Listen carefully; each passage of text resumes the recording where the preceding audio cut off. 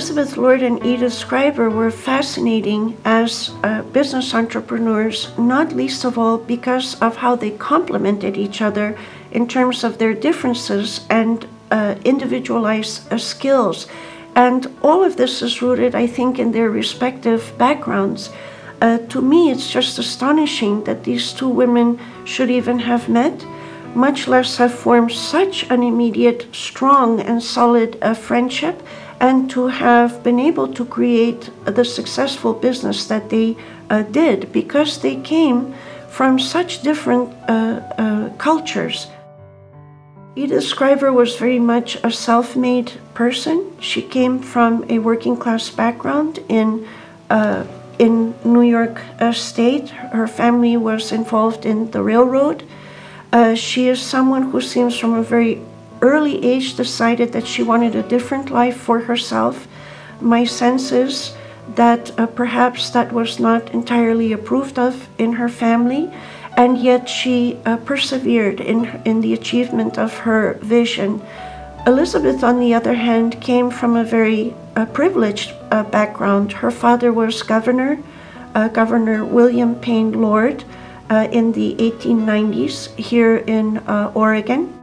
Elizabeth's mother was an extraordinary person as well. She was the person who first inaugurated a garden club society here in Oregon. I also feel that Elizabeth and Edith were so wise in terms of how they complemented each other professionally, because although both were expert plantswomen and superb designers, Elizabeth was usually the person who was most involved in the botanical aspect or the horticulturalist aspect of the designs, that is, translating their visual concept into this living medium that is the plant world. Nina, as we called Edith in the family, was someone who was especially gifted in terms of design, and so this was usually the aspect that she was responsible for in their commissions. I have a very close connection to both Edith Schryver and Elizabeth Lord through family ties to Elizabeth Lord specifically, and equal affection between Edith Schryver and myself. I spent a great deal of my life from my birth, actually, until the time of their death, in their home with them. I now realize from my present perspective what an enchantment Aunt Elizabeth and Tia Nina's gardens cast over my entire childhood, and I would say all the way up to the present. To go and visit their garden, especially with them, was to enter what I've always thought of as a secret garden. There were so many private little nooks and crannies, so thoughtfully arranged for a child or indeed an adult to go and hide out in, or to play with one's dolls, or to read a book in, or later to contemplate or to just rest away from the world. They were a tremendous influence on me. I consider them two additional grandmothers. I felt tremendously nurtured, encouraged, and sponsored by them. They were tremendous supports in my decision to follow a career, especially since I was the first woman in my immediate family to go to college. I am an art historian. I received my PhD in art history from the University of Michigan in 1995. I also attended the Evergreen State College in Olympia, Washington, and got my MA from Tulane University. I was the co-director of a major exhibition sponsored by the Cleveland Museum of Art and the Metropolitan Museum of Art on the evolution of modern art in Barcelona. It was a tremendous thrill to get this accomplished, really a dream project. And I have the same level of conviction and peace and certainty about the value of this present project on the Lord and Schryver architectural firm as I did in that project. In my opinion, there are three major reasons why this book is so crucial. First of all, the quality of the Lord and Schryver firm's gardens. Their quality, their caliber stands on its own merit. That's the first reason. Secondly, the fact that these were women who were extremely important in the history of Northwest landscape architectural history. And thirdly, these two women were pathfinders and pioneers in the professionalization of this field for women in the Northwest. They were essentially the first all-women's firm in the Northwest in this particular area. Among their major projects were the creation of the garden at Deepwood, which I think is generally recognized as one of the great gems here in Salem.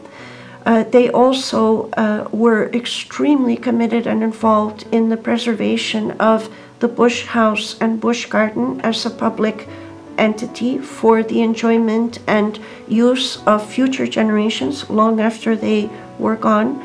And they also reconstructed the garden of the childhood home of former President Herbert Hoover.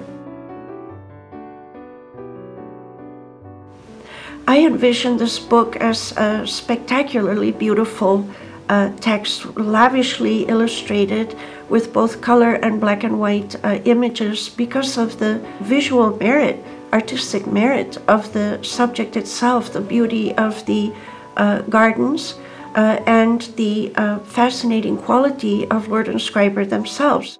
I think having a generous number of illustrations is very important in terms of appealing to the broader reader as opposed to the scholar, and also crucial by way of really bringing home to people the particular quality, the intimacy of these gardens. I think this book should logically have a very broad appeal. This is a story that is of great interest on a human level. We're talking about two women who were absolutely fascinating as individuals, very gallant, intelligent, high-achieving, ambitious women who were doing something that was simply unheard of at the time. And at the same time, it is a book that addresses the creative process. So we see an arc of development in terms of how their ideas mature and evolve.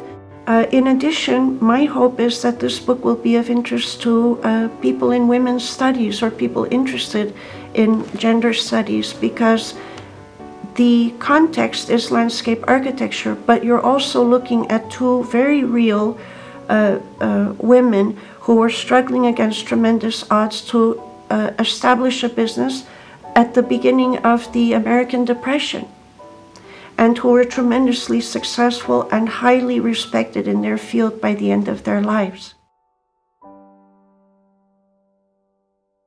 I feel particularly sensitive to the extreme urgency of this project, not least of all because of the ephemeral and extremely vulnerable nature of the Lord and Schryver creations themselves, gardens, which as we speak are being destroyed and lost forever, or at the least not being maintained and preserved for future generations. I feel very aware of being part of the last generation to have known them personally. There's no question in my mind, and certainly the Lord and Schryver Conservancy, that this is a story that merits national awareness, national attention, and that perspective has been strongly, roundly confirmed by the National Garden Conservancy.